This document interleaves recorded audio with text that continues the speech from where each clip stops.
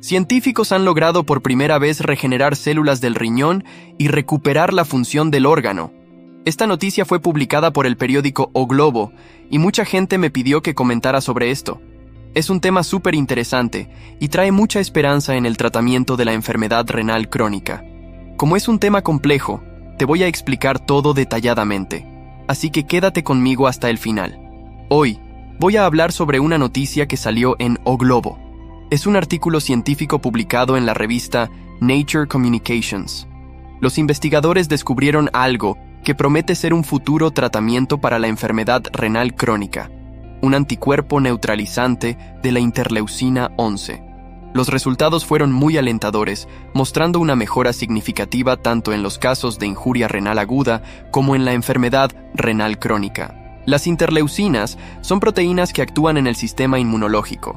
Son producidas por los leucocitos y tienen la capacidad de interferir en el funcionamiento de varias células, especialmente en el sistema inmunológico, en los tejidos conectivos y en las células que forman la fibrosis. Y es justamente sobre esta fibrosis de lo que quiero hablar contigo. La interleucina 11 tiene un papel muy importante en enfermedades inflamatorias que terminan resultando en fibrosis. Ejemplos: enfermedad renal crónica, injuria renal aguda que se cronifica, fibrosis pulmonar, artritis reumatoide.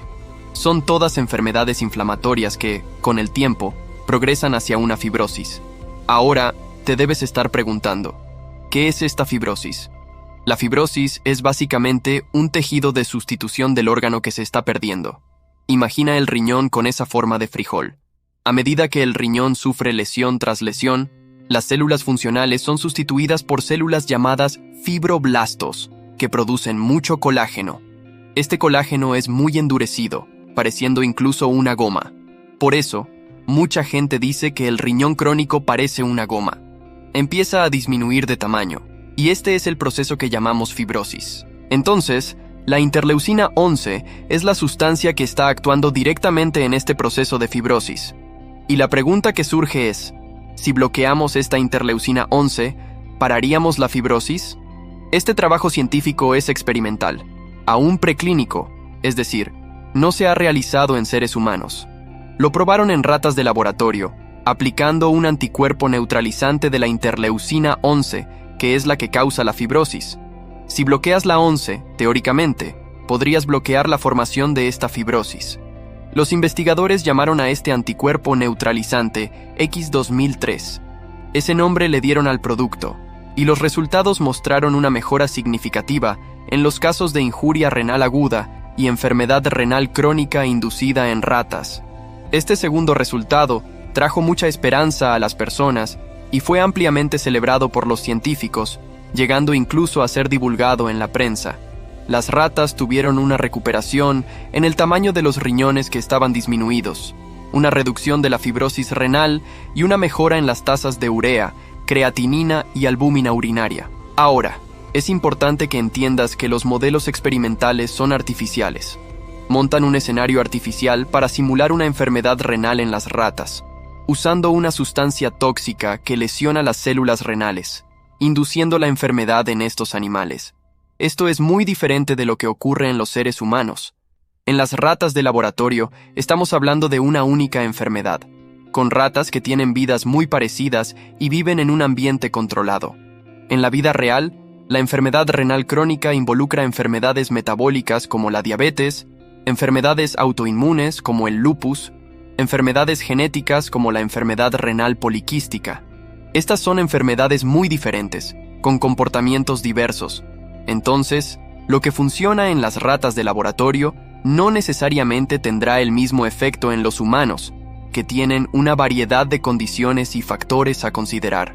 Además, en la enfermedad renal crónica, el cuadro es muy prolongado y lleva varios años de pérdida progresiva de la función renal. El paciente va perdiendo la función de forma muy lenta, y este proceso de fibrosis también se instala lentamente, pudiendo llevar muchos años. Estamos hablando de enfermedades muy agresivas que resultan en fibrosis, que hasta ahora consideramos irreversible. En este estudio, vi un gran esfuerzo de los investigadores en inducir una lesión renal grave, considerada irreversible. Pero necesitamos recordar que, en laboratorio, las cosas suceden en un periodo más corto de tiempo. Aquí, esta lesión, después de 3 semanas, fue considerada crónica, y después de ese periodo, fueron 12 semanas de tratamiento. En el ser humano, la enfermedad renal crónica se considera después de 3 meses y lleva varios años de seguimiento y tratamiento hasta llegar a la diálisis. Entonces tengo 2 puntos críticos que mencionar sobre este tema. Primero, si esas ratas realmente estaban crónicas en fase terminal, ¿cómo sobrevivieron durante 3 semanas sin ningún tipo de tratamiento dialítico? Solo empezaron a recibir el tratamiento después de 3 semanas. En un paciente que hace hemodiálisis, si interrumpo el tratamiento durante 3 semanas, estoy poniendo su vida en gran riesgo. Entonces, mi duda es, ¿realmente estas lesiones en las ratas equivalen a las lesiones de un paciente que hace hemodiálisis?